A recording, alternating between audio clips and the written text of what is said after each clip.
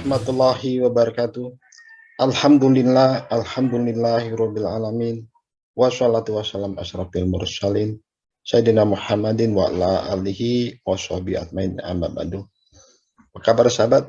Berjumpa lagi dengan Abdullah Amrin. Sahabat, mari kita baikkan puji syukur pada Allah SWT telah memberikan kita nikmat iman, nikmat Islam, nikmat sehat walafiat, nikmat dapat bersilaturahmi dengan sahabat melalui kegiatan kajian asuransi syariah. Salam salawat kita sampaikan pada baginda Muhammad SAW, baik teladan kita dan melakukan kegiatan bermuamalah. Sahabat, mari kita lanjutkan kajian kita, kajian asuransi syariah. Dan hal ini kita akan membahas prinsip-prinsip akuntansi asuransi syariah. Yaitu mari kita lanjutkan dengan prinsip misdaqiyah. Video lalu kita sudah bahas masalah prinsip amanah.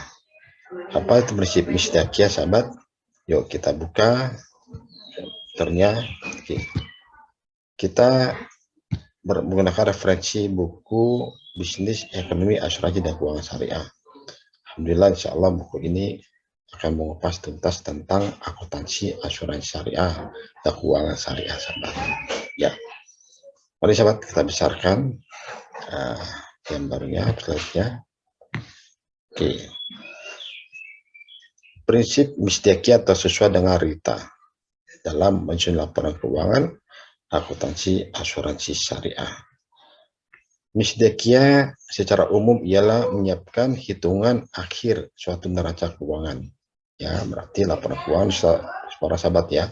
Adapun secara khusus ialah bahwa keterangan dan informasi yang ada benar-benar dan sesuai dengan realita, serta tidak ada kebohongan dan kecurangan karena data tersebut merupakan kesaksian. Ya sahabat. Jadi tantangan kita sebagai seorang akuntan adalah mencatat, menjurnal ya transaksi-transaksi tersebut sesuai dengan realita, sesuai dengan kenyataan, tidak di markup atau tidak ada kwitansi palsu, tidak ada kwitansi tambahan atau bukti transaksi tambahan yang membuat transaksi itu tidak benar ya atau di markup ya sahabat. Itu merupakan tantangan kita.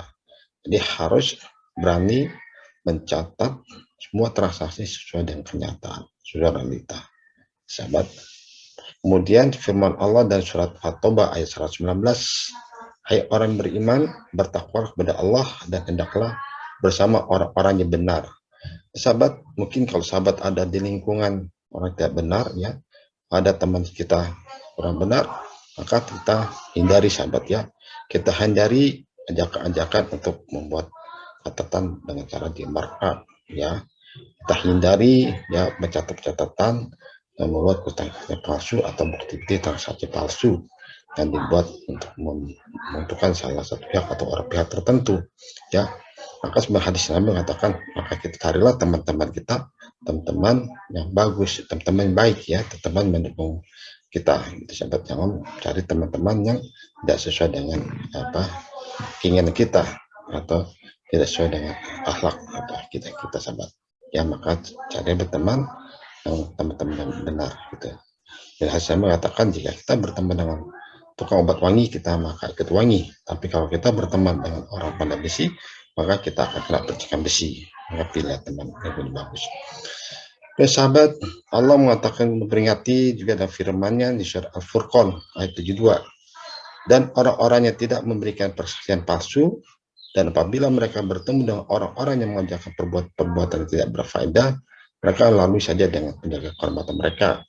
Ya sahabat, jika kita bertemu dengan lingkungan kerja kita yang membuat ya markup, yang membuat transaksi-transaksi fiktif, yang membuat ya catatan tidak benar, maka kita lalui sahabat ya dengan menjaga kehormatan kita. Kita katakan maaf, saya tidak bersedia untuk mencatatnya ya. Katakan maaf, ini tidak sesuai dengan prinsip akuntansi. Jadi kita tidak akan mencatatnya sesuatu transaksi yang tidak maaf atau transaksinya tidak benar atau transaksinya mengada-ada. Maka kita tinggalkan dan menjaga kehormatan kita sahabat.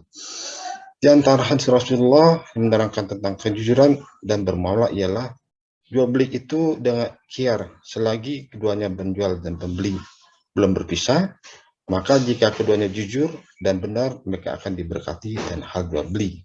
Tetapi jika mereka saling merahasiakan dan berdusta, lenyaplah keberkahan jual beli tersebut. Ya, hadis Rasulullah mengatakan jika dua orang bertransaksi, ya, atau pihak tertentu bertransaksi dan mereka berlaku jujur dalam kegiatan transaksinya, tidak ada sesuatu yang disembunyikan, maka transaksi tersebut akan mengandung nilai keberkahan, ya, akan berkah. Tetapi jika transaksi tersebut mengandung ketidakjujuran dan sesuatu disembunyikan, maka keberkahannya akan dicabut oleh Allah SWT. Selama pihak pelaksana perhitungan akhir dan membuat neraca keuangan bersikap jujur, selama itu pula ia menjadi orang yang percayaan. Hal ini disyaratkan dalam ayat tentang utang piutang dalam pembukaan ayat 242 surah Al-Baqarah, ya. Surah Al-Baqarah Allah berfirman, janganlah kamu merasa jenuh untuk menulis utang piutang itu walaupun kecil, ya, apalagi besar. Tidak boleh juga harus kita tulis walaupun transaksi itu kecil atau besar, sampai batas yang ditentukan. Artinya situ tertera batas kapan mulai transaksinya, utang piutang kapan diselesaikan, sampai batas yang ditentukan Allah SWT. Dan lebih baik menguatkan persaksian lebih dekat kepada Allah. Jadi dengan adanya bukti transaksi tersebut, ya, dan ada pun pencatatan tersebut, ada penjualan tersebut, maka hal itu akan lebih memuatkan, ya, menguatkan untuk bukti tersebut. Sebaliknya ketika akuntan berlaku tidak jujur serta adanya pemihakan terhadap suatu pihak, maka ia telah melakukan pemalsuan dan pengkhianatan terhadap amanah. Ya, jika ada seorang akuntansi membuat catatan tidak jujur, ya, membuat markup nilai, membuat akuntansi fiktif, maka dikatakan ia adalah berkhianat atas amanah yang telah diberikannya. Hadis Rasulullah yang diriwayatkan oleh hadis riwayat Ahmad mengatakan, khianat yang besar ialah kamu berlaku kepada saudaramu tentang sesuatu yang dipercaya kepadamu, sedangkan kamu berdusta kepadanya. Artinya, jika kita ada percaya oleh saudara kita, ya, kita mengatakan kita konjakannya, tetapi kita berkhianat terhadap percayaan dari saudara kita, maka itulah merupakan dusta yang paling besar.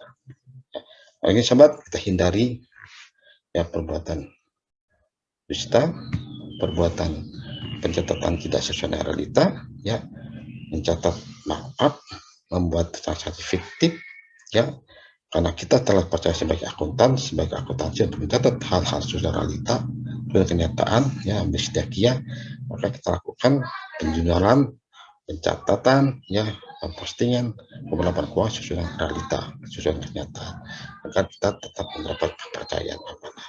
Harus sebaliknya, jika kita mencatat hal tidak benar, ya, maka kita katakan ada berkhianat, ya.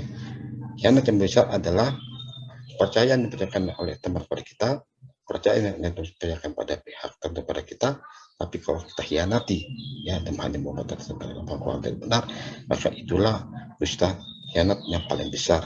Untuk hadis riwayat oleh Ahmad. Oleh sahabat, kita berlaku misdakia, mencatat saudara kenyataan, kita yakin kita bisa mampu, ya. Baik, al-hakum miromikum, segala sesuatu benar itu cuma teman dari Allah SWT, jatuh salah karena kelemahan pada diri saya sini, sahabat, ya. Untuk diskusi lebih lanjut silakan hubungi saya ke 0815 10 666 990 atau ke amrin.amar@gmail.com. Dan kita tutup pertemuan kita membaca doa Barat. Astagfirullahaladzim, Astagfirullahaladzim, Bismillahirrahmanirrahim. Subhanallah bihamdika asyhadu an la ilaha illa anta astaghfiruka wa atubu ilaik. Topik wahdiyah. Salam.